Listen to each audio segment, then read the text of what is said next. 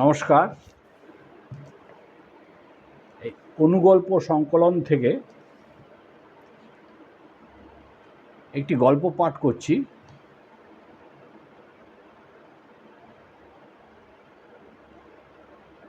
গল্পকারের নাম কাজল সেন। কাজল সেন যেমন গল্প লেখেন, তেমন একটি পত্রিকার সম্পাদক তিনি। অনলাইনে নিয়মিত বেরোয়। পত্রিকাটির নাম কালীমাটি। এই বই থেকে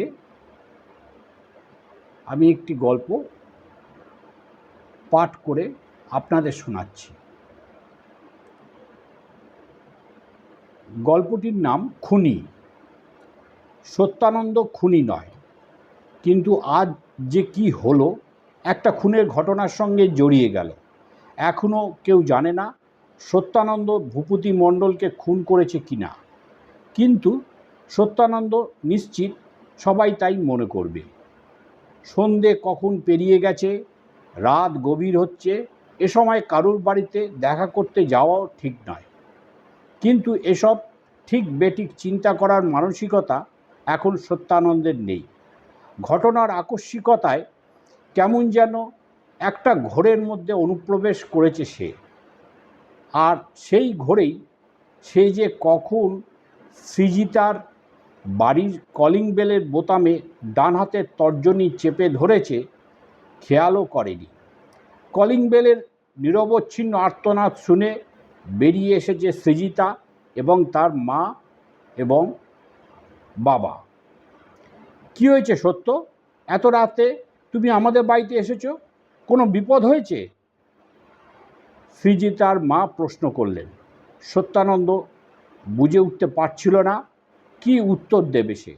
আমতা আমতা করে বলল, হ্যাঁ কাকিমা, একটা গণ্ডগোল হয়েছে। আমি সৃজিতার সঙ্গে একটু আলোচনা করতে চাই এ ব্যাপারে। সৃজিতাদের বাড়িতে সত্যানন্দের আসা যাওয়া আছে, কেননা সৃজিতার সঙ্গে তার একটা মানসিক সম্পর্ক গড়ে উঠেছে। সৃজিতার মা বাবারও তাতে সম্মতি আছে। সত্যানন্দকে বসার ঘরে বসিয়ে সৃজিতা প্রশ্ন করল, সত্য, কি হয়েছে তোমার? সত্যানন্দ একবার চোখ ঘুরিয়ে দেখে নিল ঘরে আর কেউ নেই। সৃজিতার মা বাবা ভেতরে চলে গেছেন। সৃজিতা আবার জিজ্ঞেস করল, কি হয়েছে? ভূপতি খুন হয়েছে। সত্যানন্দ হঠাৎ সৃজিতার দুহাত আঁকড়ে ধরে বলল, তুমি বিশ্বাস করো, আমি ভূপতিকে খুন করিনি। আমি জানি সত্য, তুমি খুন করতে পারো না। ভূপতিকে কে খুন করেছে আমি জানি না, কিন্তু তুমি সন্ধ্যের অন্ধকারে নির্জন গলিতে ভূপতির সঙ্গে দেখা করতে গেছিলে কেন? সত্যানন্দ বলল, ভূপতি আমাকে ডেকে পাঠিয়েছিল। কেন ডেকে পাঠিয়েছিল জানো? তোমাকে খুন করার জন্য। চমকে উঠল সত্যানন্দ। সে কি? তুমি জানলে কি করে? জেনেছি, ভূপতি আমাকে জানিয়েছিল তুমি আমার ঘনিষ্ঠ। সে কথা জানতে পেরে পথের কাঁটা সরিয়ে ফেলতে চেয়েছিল। একটু থেমে সৃজিতা বলল, শোনো, আমাকে তুমি খারাপ ভাবতে পারো, তবু তোমাকে কয়েকটা কথা বলি। ভূপতি আমাকে ভোগ করত জোর করে। আমি মুক্তি পেতে চেয়েছিলাম। আজ সুযোগটা পেয়ে তাই পেশাদারি এক খুনিকে পাঠিয়েছিলাম।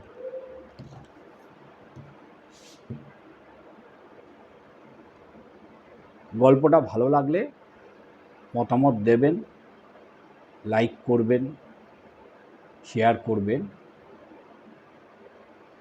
5 জনকে, আর সাবস্ক্রাইবও করবেন। ভালো থাকবেন আপনারা। নমস্কার।